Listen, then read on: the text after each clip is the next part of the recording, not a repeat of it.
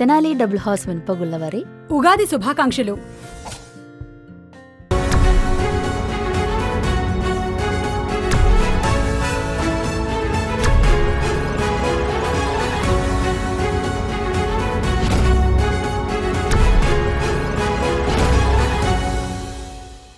Hello and welcome to this extremely candid conversation I'm going to have. భూమి తల్లి భోరుమంటోంది, అవని తల్లి ఆర్తనాదాలు పెడుతోంది. ఇది కవితాత్మకమైన విషయం కాదు, అక్షరాల మన మొహం ముందు నిలబడి ఉన్న ఒక కఠోరమైన వాస్తవం. మన భూమిని, మన నేలని మనం కోల్పోతున్నాం అన్న విషయం బహుశా మనం చదివితే కూడా అర్థం కాని రీతిలో ఇప్పుడు పరిస్థితులు ఉన్నాయి. అందుకే దీన్ని ఆపడానికి, నివారించడానికి ఈషా ఫౌండేషన్ వ్యవస్థాపకులు సద్గురు ఒక బైక్ యాత్రని మొదలుపెట్టారు. 65 సంవత్సరాలు పైబడిన ఒక వ్యక్తి వేల కిలోమీటర్ల మేర ఒక బైక్ యాత్ర చేస్తున్నారంటేనే మనం అర్థం చేసుకోవచ్చు ఎంత తీవ్రమైన విషయం ఇదని చెప్పి. ఇక మన నేలని మనం కోల్పోతే వచ్చే అనర్థాల గురించి మాటల్లో చెప్పలేము. So we are here talking about the soil crisis that we are heading towards, and I have with me one of the ambassadors of this wonderful cause, entrepreneur, fitness trainer, expert, multifaceted model, ఇంకా ఎన్ని చెప్పాలి, ఎన్ని విధాల పరిచయం చేసినా తక్కువే, and most of all an activist for green earth, Shilpa Reddy with us. Shilpa, thank you so much for coming. Namaskaram. Thank you for having me here, Sapna Garu. And obviously I'm sure మీరు agree చేస్తారు, అంటే ఒప్పుకుంటారు ఎంత తీవ్రమైన సమస్య వైపు మనం వెళ్తున్నాం. మీరు చాలా బాగా ఇంట్రడక్షన్ ఇచ్చారు. నేను తెలుగులో అలా మాట్లాడలేను, but this is a very serious situation. ఇది చాలా మందికి తెలియజేయాలని దిస్ ఇంటర్వ్యూ మీతో మాట్లాడాలని నేను కూడా అనుకున్నాను. So first of all soil, మన మట్టి, మొదటి నుండి మన కల్చర్లో ప్రతి ఒక్కరికి తెలిసింది నేల తల్లి, మట్టి తల్లి, మదర్ ఎర్త్. ఎందుకంటామంటే మదర్ ఎర్త్ ఇస్ అలైవ్, అంటే జీవం ఉన్నది మట్టి. మట్టి అంటే ఏదో మట్టి కాదు, మట్టిలో ఎన్నో జీవాలు ఉంటాయి. వాటిని మైక్రో ఆర్గానిజమ్స్ అంటాం. జస్ట్ ఫర్ ఎగ్జాంపుల్, ఒక టీ స్పూన్ మట్టిలో, హెల్దీ మట్టిలో more than the world's population అన్ని మైక్రోబ్స్ ఒక టీ స్పూన్ మట్టిలో ఉంటాయి. దానివల్ల మీకు తెలిసింది ఏంటంటే మట్టి ఒక ఎకోసిస్టమ్, రైట్, ఒక million trillions of micro organisms complex process తోటి మనకి ఫుడ్ని క్రియేట్ చేస్తున్నాయి. రైట్. అండ్ 87% స్పీషీస్ మన భూలోకంలో అయితే ఏవైతే ఉన్నాయో, భూమిపైన ఉన్న స్పీషీస్ అన్నీ సాయిల్లో ఆ మైక్రో ఆర్గానిజమ్స్ ఉన్నందువల్లే పుట్టాయి, ఉన్నందువల్లే బతుకుతున్నాయి, ఉన్నందువల్లే మళ్ళీ చనిపోయి మళ్ళీ భూమిలో కలుస్తున్నాయి.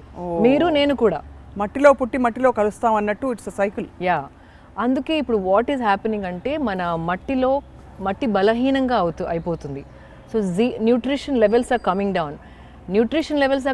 అంటే అర్థం ఏంటంటే ప్రతి సంవత్సరం 27,000 మైక్రోబ్స్, మన మట్టిలో ఉన్న మైక్రోబ్స్ నశించిపోవడం అంటే మళ్ళీ తిరిగి రాకుండా అయిపోయేదాన్ని ఎక్స్టింక్ట్. యా, సో అందుకే ప్రెడిక్షన్ ఏంటంటే సాయిల్ ఎక్స్టింక్షన్ అవుతుంది అని చెప్తున్నారు.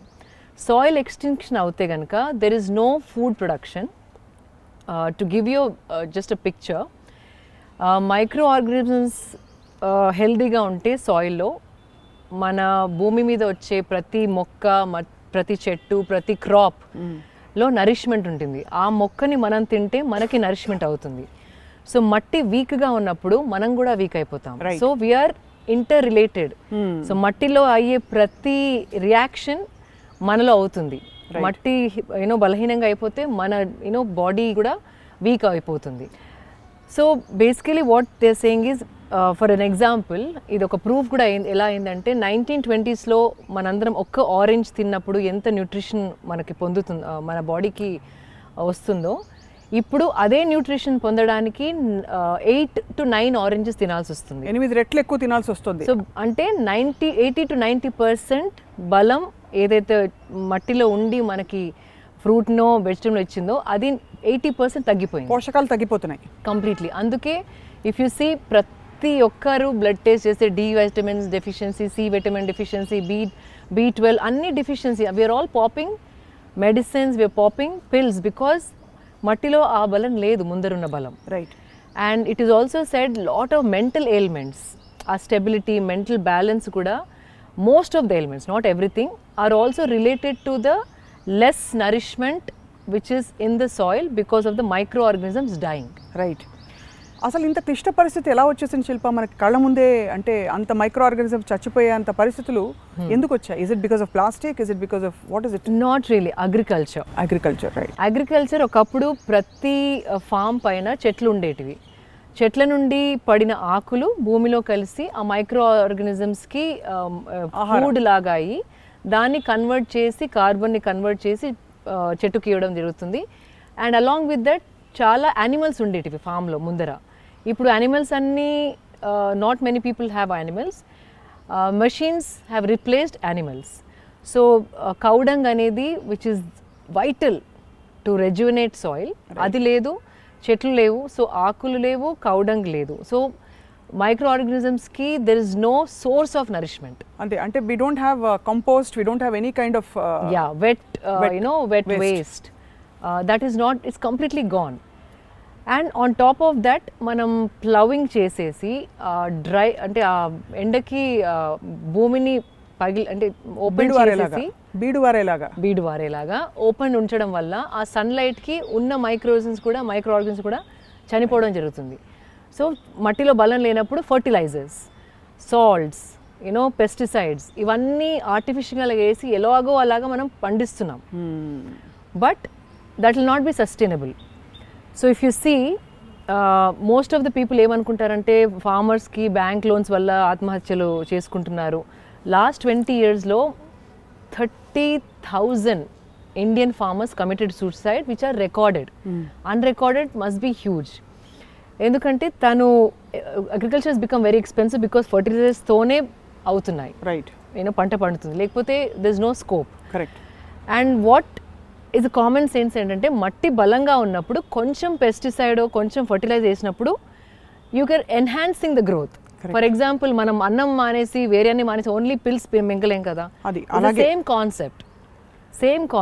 So beautifully explained. It's the same concept. So that is what is happening. అందుకే lot of farmers are committing suicide, not just in India. Even in US recorded statistics చెప్తున్నది ఏంటంటే farmers community 50% did not even earn $1 in the last few years. And most of the suicides అయినాయి కూడా అక్కడ farmers community లోనే అయిన suicides.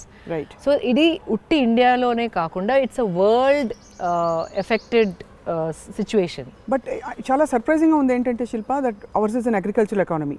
అంటే మనకి వ్యవసాయం అన్నది వెన్నుముక్క అని అంటూ ఉంటాం, అన్నదాత అని మనం ఫార్మర్స్ అంత గొప్పగా చెప్తాం. బట్ ఇంత క్రైసిస్ వచ్చినా కూడా మనం ఎందుకు ఇంతవరకు we didn't act on it?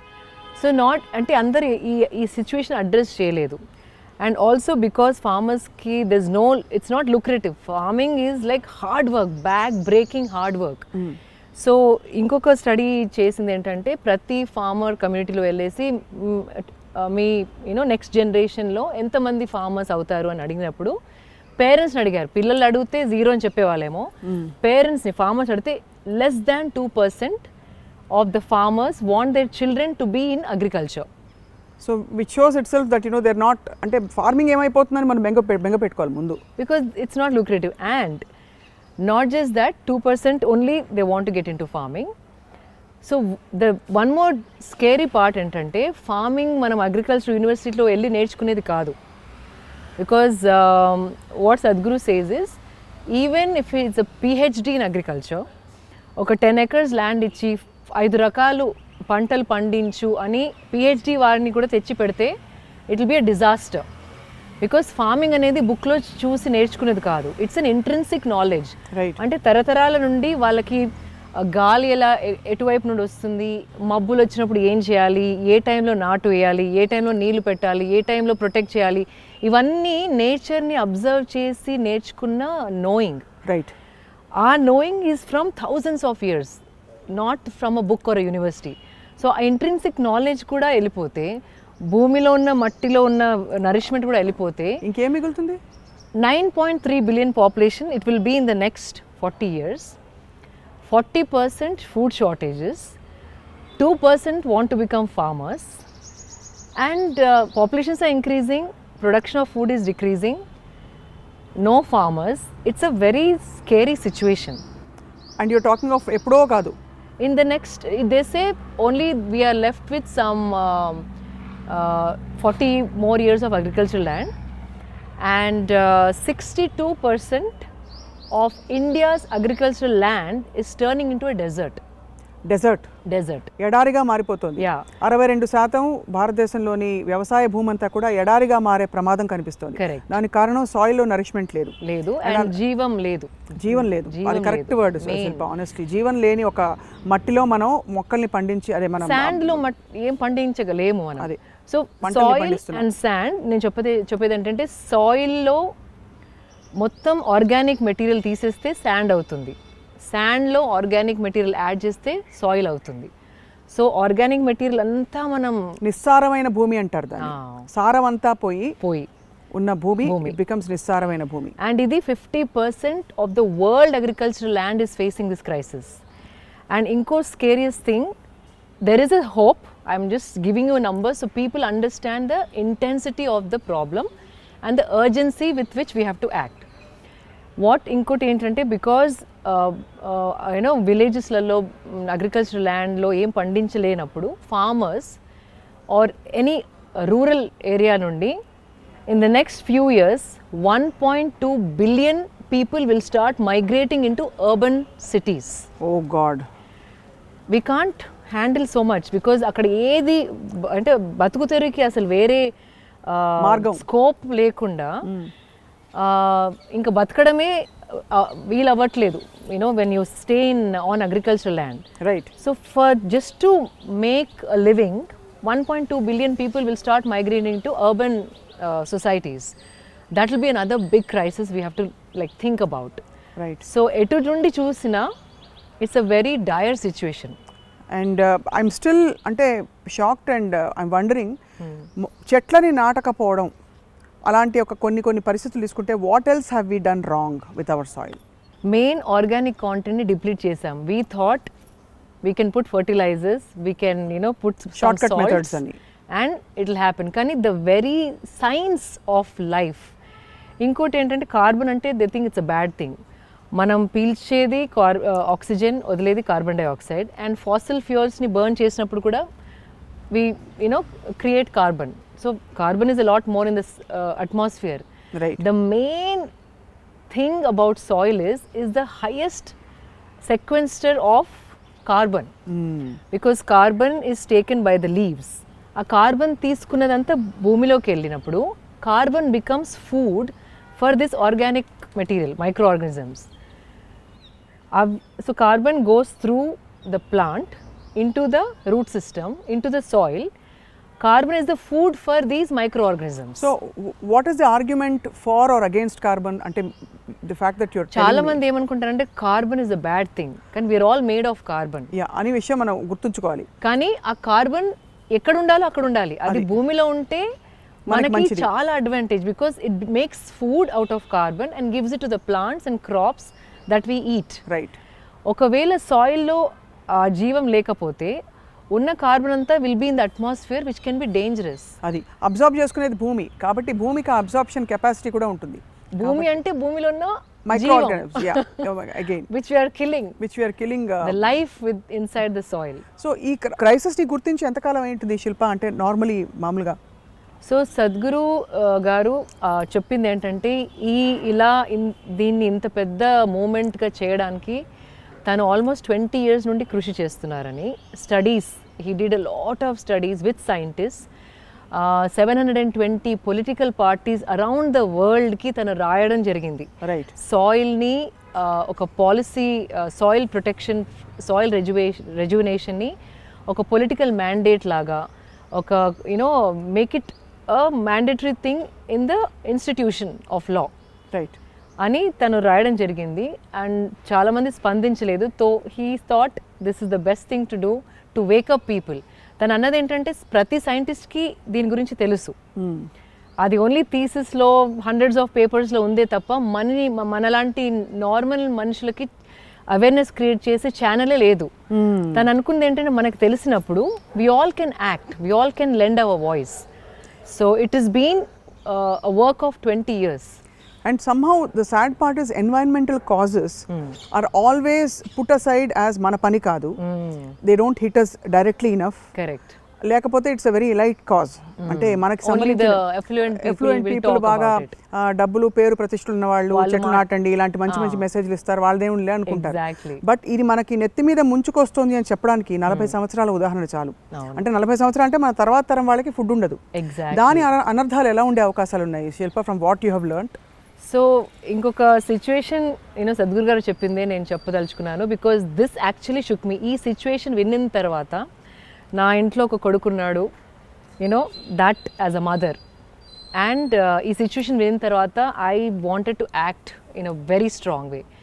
So just imagine in the next by 2035 40% of world food production will come down. Right. So just for example, Hyderabad లో 40% మనుషులు ఒక 3 రోజులు తినకుండా ఉంటే imagine what can happen. Right. So వేరే లగ్జరీస్ అన్నీ postpone చేయవచ్చు మనం, కానీ బేసిక్ సర్వైవల్ నెసెసిటీ ఫుడ్ 40% హైదరాబాద్లో లేదనుకోండి, people will forget civilization, riots will start.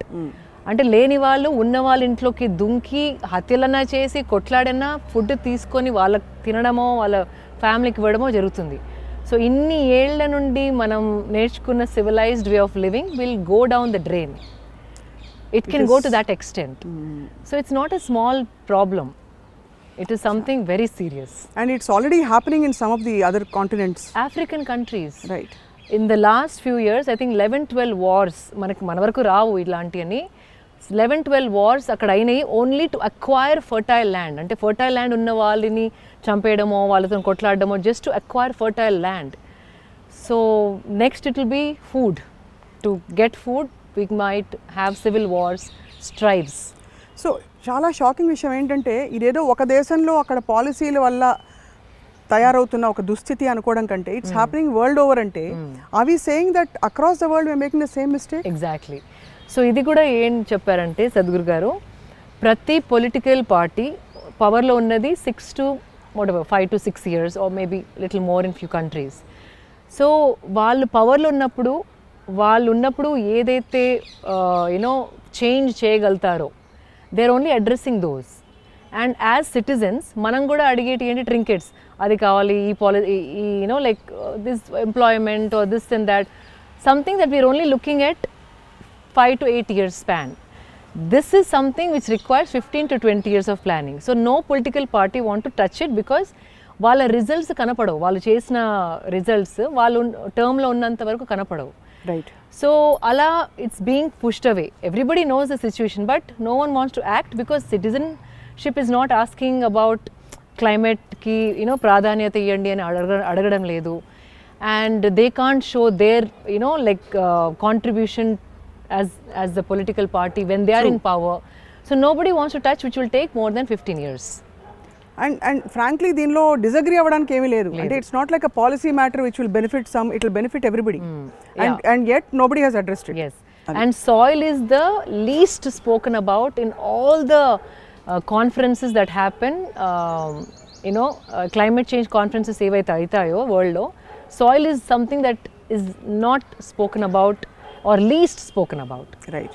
చాలా భయంగా ఉంది. అంటే ఫుడ్ క్రైసిస్ మనం అంటే సింపుల్ థింగ్, కోవిడ్ వచ్చి మనకి రెస్ట్రిక్షన్స్ ఉండి బయటికి వెళ్ళి మనకి కావాల్సిన ఫుడ్ పదార్థాలు తెచ్చుకోలేని పరిస్థితిలోనే we felt the pinch.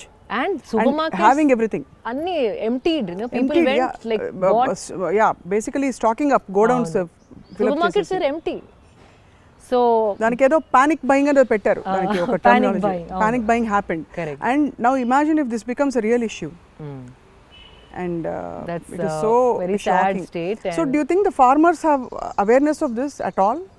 Not really, because unna knowledge anta it's gone because for all these companies who make fertilizers and pesticides and all, that has become the way of agriculture. Our knowledge mana country lo undindi 2000 years నుండి అదే knowledge ఉండింది. But when you remove your గేదెలు, ఆవులు, మేకలు, కోళ్ళు from the అంటే సహజ సిద్ధ పద్ధతులన్నీ తీసిపడేసాం. సస్టైనబుల్ పద్ధతులు మనకి అన్నీ తెలిసినాయే, కానీ new age and also population pressure, పాపులేషన్కి ఇంత అంటే నార్మల్ పీస్ ఆఫ్ ల్యాండ్లో ట్రిపుల్ ప్రొడక్షన్ అవ్వడం జరిగింది ఫర్టిలైజర్స్ వేయడం వల్ల, because to support the population. So population is also going up, the pressure on the land is more, and sustainable methods అన్నీ మనం మర్చిపోయాం. Right. So, but there is hope. There is hope, yes. We can always talk about it. The whole idea of me talking to you is also first give the situation what it can be. Okay, next 40 years lo em avutundo, em avvagaltundo, and this is the time.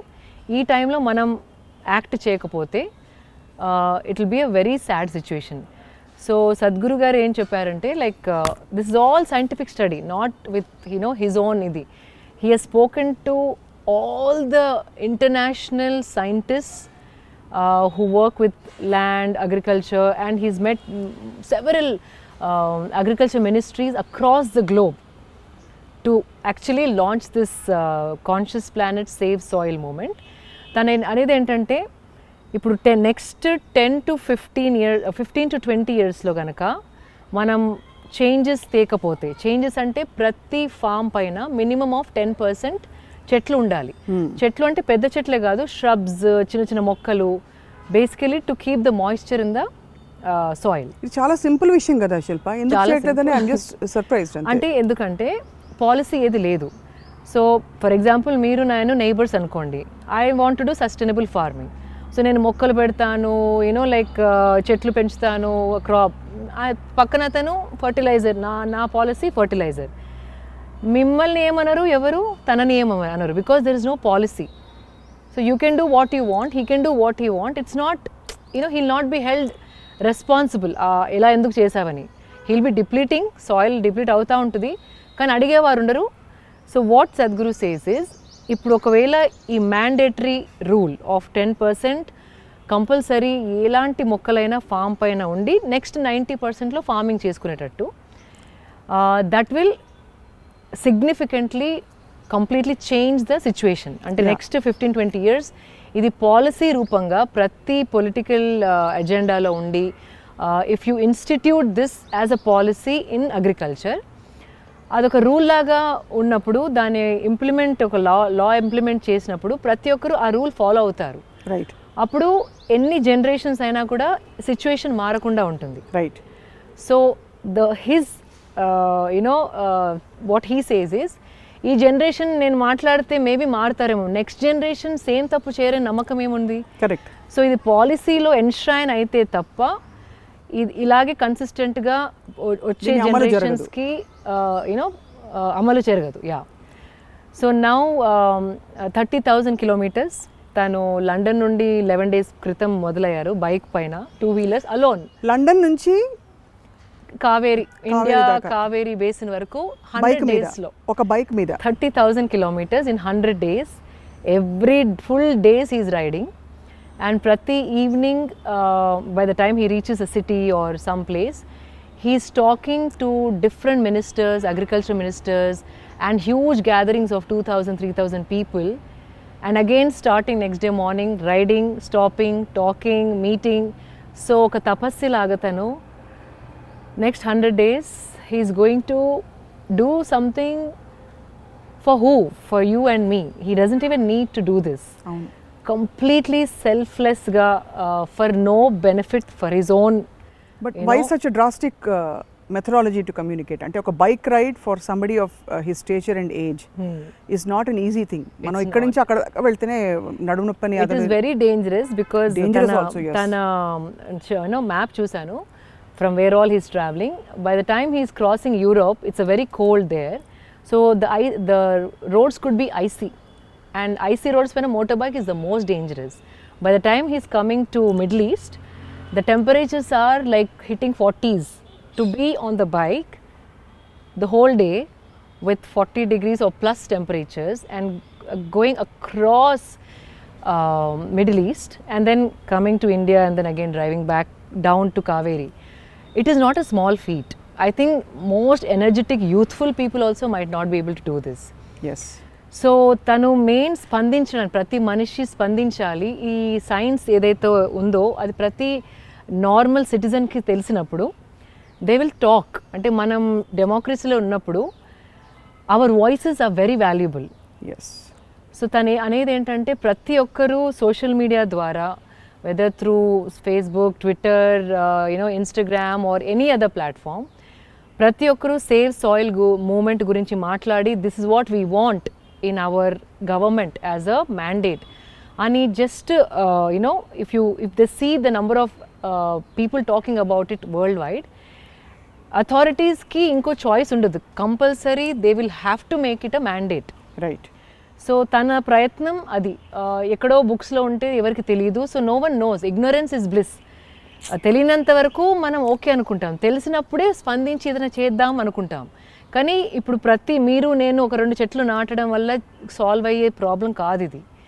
ఇది policy లెవెల్లో మారితేనే we can change. Correct. So for that to happen he saying just lend your voice. మీరు ప్రతి responsible citizen, సాయిల్లో నుంచి వస్తారు, సాయిల్లోకి వెళ్ళిపోతారు. So ఆ తల్లి కోసం just say something that we want this to happen. Governments will have no choice but to make it a mandate. But ఇంకా క్రియాశీలకంగా ఏం చేయొచ్చు? హౌ కెన్ ఇఫ్ ఐ అంటే మనకి పొలం ఉన్నా లేకపోయినా. So he says each one reach one every day till the time he comes back. అంటే ప్రతి ఒక్కరు ఇంకొకరికి చెప్పి అవేర్నెస్ క్రియేట్ చేసి 100 రోజులు త్రూ యూర్ సోషల్ మీడియా, మీ పక్కింటి వాళ్ళకి, ముందింటి వాళ్ళకి, ఆర్ యూ ఆఫీస్లో, మీరు వెళ్ళే పార్లర్లో. నేనైతే ఐఎమ్ డూయింగ్ దట్. పార్లర్కి వెళ్ళినా ఇదే విషయం. ఇదే నా అసిస్టెంట్ కార్ట్ ఆఫీస్లో ప్రతి ఒక్కరు have a poster, they are posting it. మీతో మాట్లాడడానికి వచ్చింది కూడా this will reach mainly Telugu ఆడియన్సెస్కి చాలామందికి తెలియదు. నేను సోషల్ మీడియాలో ఇంగ్లీష్లో చెప్పాను. సో చాలామంది రాశారు నాకు, ఇదే మాకు తెలుగులో చెప్పండి మేడం, మా ఇంట్లో వాళ్ళకి చెప్పుకుంటామని. సో నాకు ఆ మీడియం తోని మాట్లాడితే మీరు కూడా ఈ కాన్వర్జేషన్కి చాలా వాల్యూ యాడ్ చేస్తారని నాకు అనిపించింది. అందుకే మీకు ఫోన్ చేశాను. Absolutely, no, definitely. ఇంత అంటే మీరు టైం తీసుకుని you are spending so much of, Sadhguru చేసేదే it is phenomenal, beyond the ordinary. I mean Sadhguru is extraordinary anyway. కాబట్టి ఆయన చేసే ప్రతి టేకప్ చేసే ప్రతి కాజ్లో కూడా దెర్ ఇస్ లాట్ ఆఫ్, ఏం చెప్పాలి ఇంకా అసలు, detailing in it, a lot of clarity in it. Clarity. And by the way, whatever MOUs he's submitting, Caribbean islands లో వాళ్ళ ట్రాపికల్ క్లైమేట్కి ఎలాంటి మొక్కలు పండిస్తే, ఎలాంటి చెట్లు పెడితే బెనిఫిషియల్, యూరోప్లో వాళ్ళ సాయిల్ కండిషన్స్కి, వాళ్ళ టెంపరేచర్స్కి ఎలాంటి మొక్కలు, what kind of policies change చేస్తే వాళ్ళకి బెనిఫిషియల్, అలా ప్రతి కాంటినెంట్ని సైంటిస్ట్తో స్టడీ చేసి he's giving different mandates in every country and continent. That is the depth of research and work he's put in to this project. Phenomenal. I don't know what to say. I mean, it is... నాకు కళ్ళెంబడ నీళ్ళు వస్తూ ఉంటాయి. Everyday I think he's doing all of that and for zero benefit. Not that he's has some generations of people to take care of. అలా కూడా కాదు, still he's doing that for the future generations. అంటే మనందరం compulsory మనంతు సహాయం చేయాలి. Nothing సహాయం అంటే only lending your voice, that's all.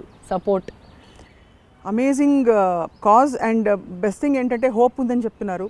మనం పాలసీ చేంజెస్ తీసుకురావడానికి ప్రతి పౌరుడు, every citizen, everybody who's connected beyond boundaries, connected to the earth, which all of us are. ఇంకోటి one I want to add ఏంటంటే, ఇప్పుడు why he's doing it now, ఇప్పుడు ఎందుకు చేస్తున్నారంటే we are in the cusp of time. అంటే this is the last window to make change. Next 15 to 20 yearsలో ఇది చేస్తే కనుక ద సాయిల్ విల్ రివైవ్. ఒకవేళ ఈ విండో కనుక మనం వదిలేస్తే it will take 200 to 300 years because all the micro organisms extent అయిపోతాయి. So they will be a very danger. So as a responsible generation of people, ఇది మన షోల్డర్స్ పైన ఉందని తను చెప్పడం జరిగింది. ఈ జనరేషన్ మనం రెస్పాన్సిబుల్గా బిహేవ్ చేసి కాపాడుకుంటామా, ఇర్రెస్పాన్సిబుల్గా బిహేవ్ చేసి నెక్స్ట్ జనరేషన్ వాళ్ళు మనం తిట్టుకునేలాగా చేసుకుంటామా అని తను ప్రతి ఒక్కరిని ప్రశ్నించుకోమని కూడా చెప్పడం జరిగింది. అండ్ భూమి మీద పుట్టినందుకు the least we can do is తిన్నందుకు, భూమి నుండి వచ్చిన పోషణ మనం తిని బతికినందుకు కనీస కర్తవ్యం ఇది. కనీస కర్తవ్యం. But extremely compelling. అండ్ ఆ పాట గుర్తొస్తుంది శిల్ప, అమ్మా అవని పాడతారా? తల్లి అని ఎన్నిసార్లు పిలిచినా తనివి తీరదెందుకని. Yeah. Wow, thank you Amazing. so much. I wish that you can also share anything, any poetic lines, anything that moves you. Actually, already one song is being scripted. I didn't tell this to anybody, but music can move people. Ante music is a powerful medium. Telugulo oka paata rayistunnanu oka lyricist toni. So we are in the stage of putting the tune together, and few days we want to come out with. I wonder who's going to sing it. Me. Of course, that's what I'm saying. I wanted you to say that. Yeah, Yeah, that is beautiful. So You can say so much more with one song. avunu That words. avunu. But Shilpa ఇంకెవరెవరితో మాట్లాడారు Shilpa? I mean who are all the other అంటే public figures who matter అంటే who will make a difference? So we are అంటే already Isha team చాలా మంది celebrities ని you know కలవడం జరిగింది. కంగనా రౌత్ గారు చాలా యాక్టివ్గా, జూహీ చావ్లా గారు, రకుల్, మళ్ళీ నిత్యా మెనన్, చాలామంది you know and not just Indians అండి. If you see Chris Gayle, you know the cricketer, Will Smith నుండి అలా ఇంటర్నేషనల్ పర్సనాలిటీస్ కూడా సాంగ్స్ రాయడం జరుగుతుంది. అండ్ ప్రతి కంట్రీలో తను వెళ్ళినప్పుడు they are welcoming him with so much love and people are tearing because తన యూనో కంట్రీ అతను కూడా కాదు, సద్గురు ఇండియన్ వచ్చి you know he's doing all of this అని ఒకలాంటి స్పందన you know slowly it's picking up. Today is only the 11th day. So ఇంకా we have another 90 days to go.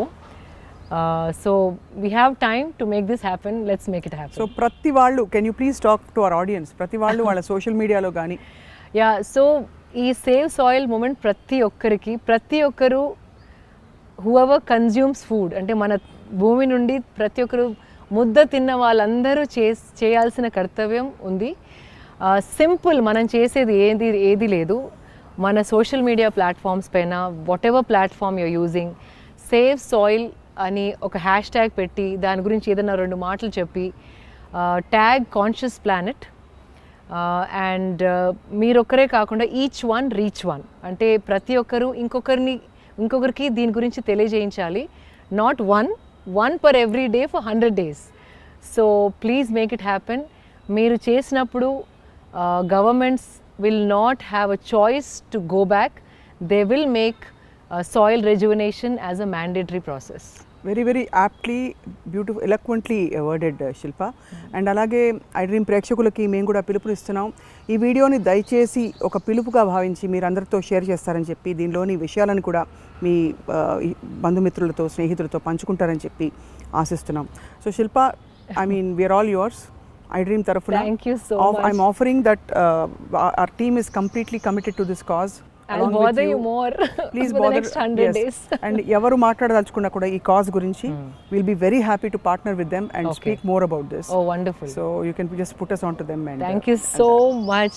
Thank you so much. You added so much value to this conversation, Sapna garu. I'm చాలా బ్యూటిఫుల్గా explain చేసినందుకు మీకు ధన్యవాదాలు for coming to all the way to I Dream. And thank you all for watching. Hello, this is Shilpa Reddy. Please watch my interview on I Dreams with Swapna garu. This is all about Save Soil movement. Prati okkaru spandinchalasina movement gurinchi మేము మాట్లాడుతున్నాము. So please watch this. Please subscribe to I Dream.